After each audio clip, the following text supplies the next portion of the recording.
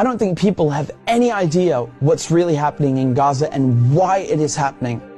A few weeks ago, right before this war in Gaza ignites, Netanyahu goes to the United Nations General Assembly and he holds up this map and declares his plan for a new Middle East. And people are going, what is this stupid line this guy's drawing with a red marker?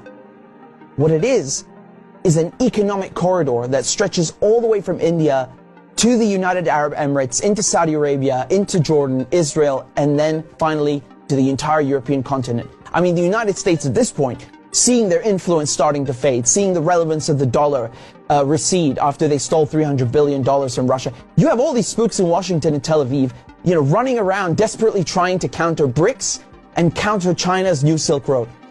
And this is their answer. This is a rival to the new Silk Road. Remember, the ancient Silk Road is the largest, most important trade route in human history. This thing is enormous. It stretches all the way from China to Syria to the Mediterranean Sea. The Chinese know how important this thing is and they want to revive it. It is the future of world economics, trade, and politics. Within the span of a few weeks, Iran and Iraq have signed a railway deal. So now you have a rail link for the new Silk Road.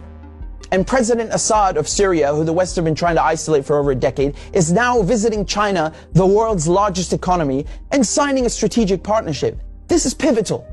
So now the new Silk Road has rail access all the way to the Mediterranean Sea through Syria's port in Latakia. So not just land, but maritime trade.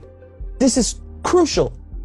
And as enormous and important as all of this is just one aspect. This is just one aspect. You still have the gas. How can we talk about the Middle East without talking about gas and oil? When the US instigated the Maidan coup in 2014, that wasn't just about NATO expansion and encirclement of Russia. This was about surrounding, controlling, and cutting off Russian gas to Europe. Russia is the country with the largest proven reserves of natural gas. Control Ukraine, and you control the pipelines that feed and supply Russian gas to Europe. For decades, you've had US politicians, Republican and Democrat, from every administration, openly saying on camera, we don't want Nord Stream. There will be no longer a Nord Stream 2. We will bring an end to it.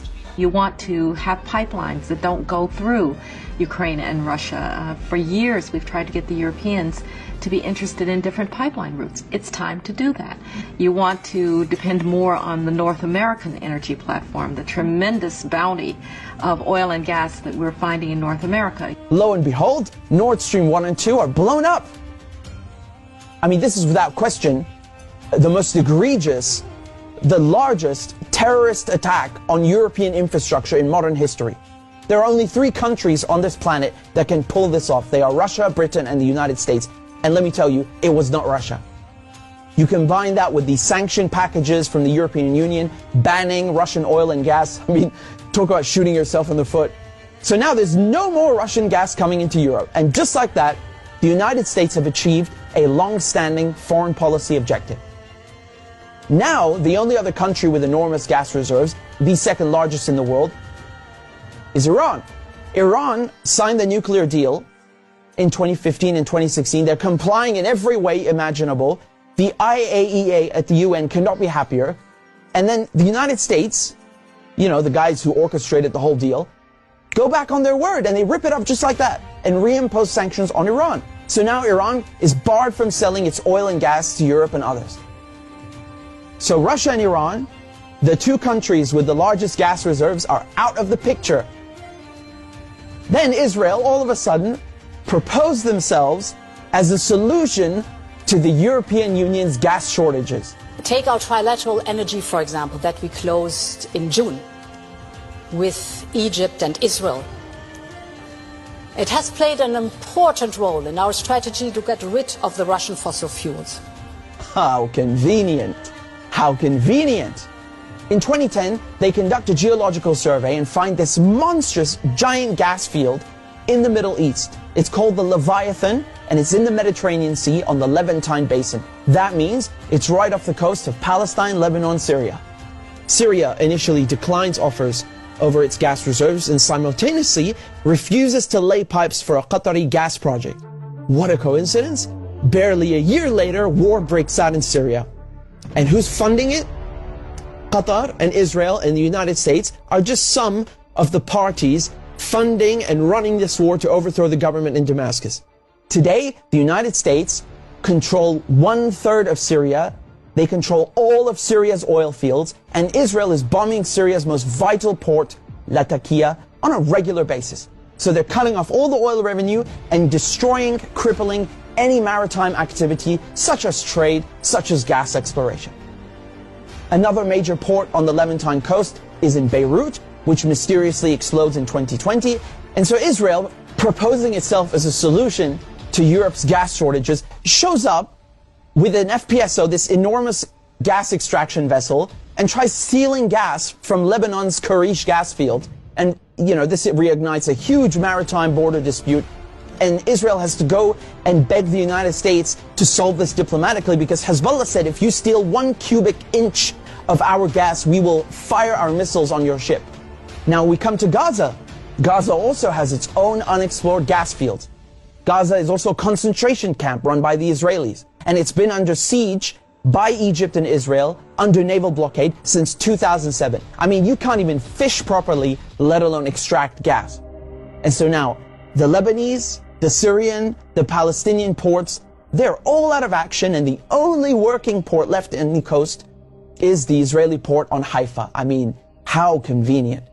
This makes Israel the only one able to explore gas and implement an economic corridor like the one that Netanyahu held up at the UN. So in other words, Israel and the United States together killed off all the competition, stole their goods, and cornered the market. But as winter is approaching, Israel desperately needs to get that gas for Europe. But there's no stability. There can never be stability in the region without solving the Palestinian question. And so when Netanyahu shows up at the UN with his brilliant plan, the Israelis thought, oh, it's a done deal. They'll just get Saudi Arabia to normalize ties and thereby extinguish the Palestinian issue once and for all. And that is precisely why they are in Gaza slaughtering Palestinians like crazy, like they're in berserker mode.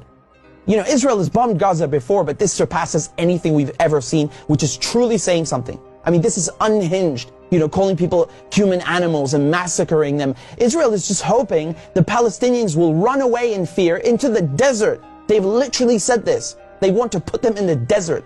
They want people in Gaza to go to the Sinai desert and push the people in the West Bank into Jordan. This is genocide and ethnic cleansing without question. But it also has economic and geopolitical implications. Hamas and the collective resistance, when they found out about Israel's plan and Saudi Arabia's wishes to normalize ties with Israel, which would destroy any hope of a Palestinian state, I mean, this forced their hand. It became clear they needed to act and respond immediately, lest Palestine be lost forever. For Palestinians, this is and always has been a matter of life and death, to be or not to be. Either the resistance axis and the global south expel the American and Israeli colonizers from the Middle East, or Israel and the United States will continue occupying the region, choking off the new Silk Road, plundering Syria's oil, and keeping Russian, Iranian, and Arab gas cut off from the world market. This is a decisive moment, and not just for Palestine, because the victors will end up drawing the new map of the world to come.